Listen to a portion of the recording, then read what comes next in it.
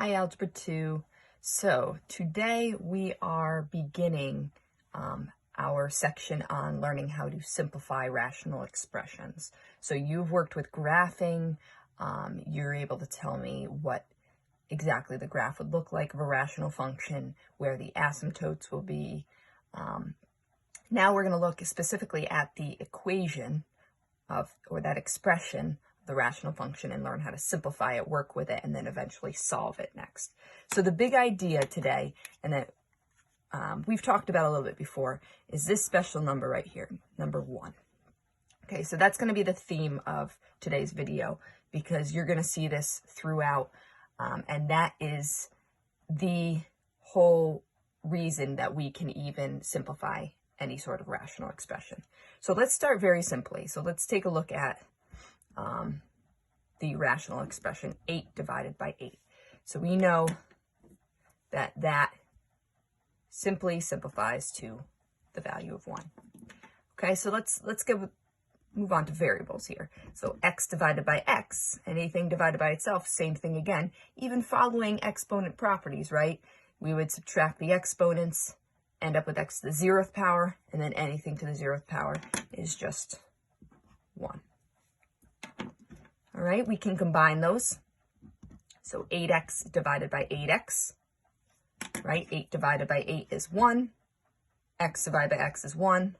1 times 1 is 1.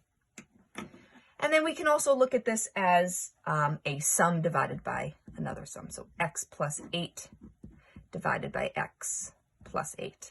And you want to think of these again just as numbers. So x plus 8 is some number, and x plus 8 is that same number. So when we divide the two, we are dividing the exact same number, and we end up with, once again, 1. So what I want you to keep in mind throughout this is that theme of not being able to divide by 0, right? We cannot do that mathematically. So in this, let me get another thing here.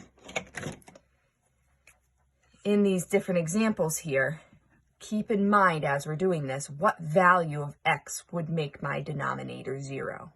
Well, here it would just be 0, right? 8 times what is 0? 0. And what plus 8 is 0? Negative 8 plus 8 is 0.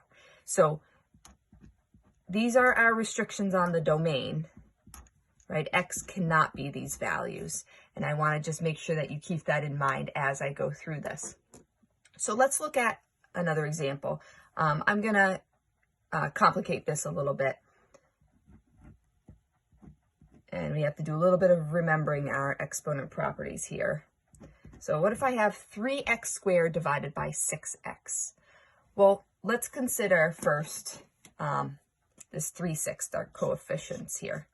Okay, I can just simplify that as if I was simplifying 3/6, right? And we know that that simplifies to 1/2.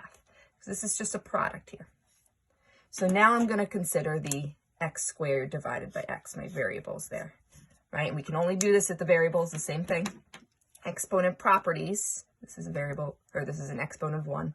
I would subtract my exponents, right? Because this is the same as x times x divided by x. And where can I create my 1 there? Right there. So I'm left with 1x. Okay, so I end up with 1/2 x. We can also write this as 1x, or just x divided by 2.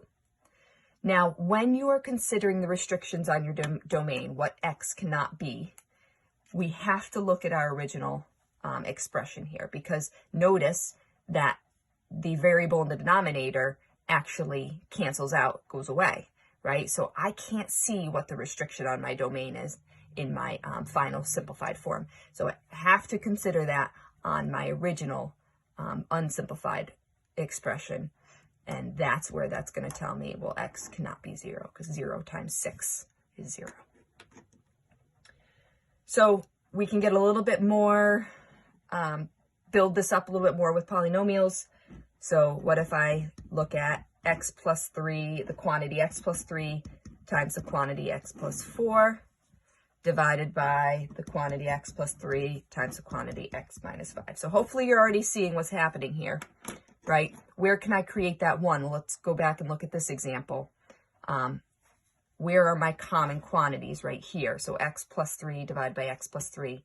There is my 1. I can cancel those out and end up with x plus 4 divided by x minus 5. Now remember, these are just products, okay? Everything in the parentheses, that represents just one value. Okay, so this is just some number times another number divided by some number times another number. And don't forget, go back to your original form and identify, well, what value can x not be?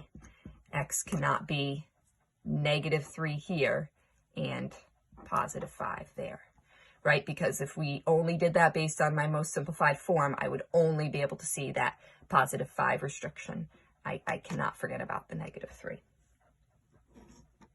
And if you guys remember, what is that -3 in the graph? Back to rational functions, that's going to be a whole, right? When we have that same quantity there. All right, so we can also look at this in a different way. I'm going to use a very simple fractional example here. So we won't always be able to see those factors, you know, what's going to simplify to 1, what's going to cancel out. And, you know, thinking back to fraction simplification, I would need to write this out as prime, each of these numbers in their prime factors in order to see what's going to simplify. So for example, I can rewrite 24 as 2 times 3 times 4. And I can rewrite 30 as 2 times 3 times 5. Okay, so this is the prime factorization of each of these numbers. And now I can see where my 1s are. Those 2's cancel out, those 3's cancel out, and so 24/30 simplifies to 4/5.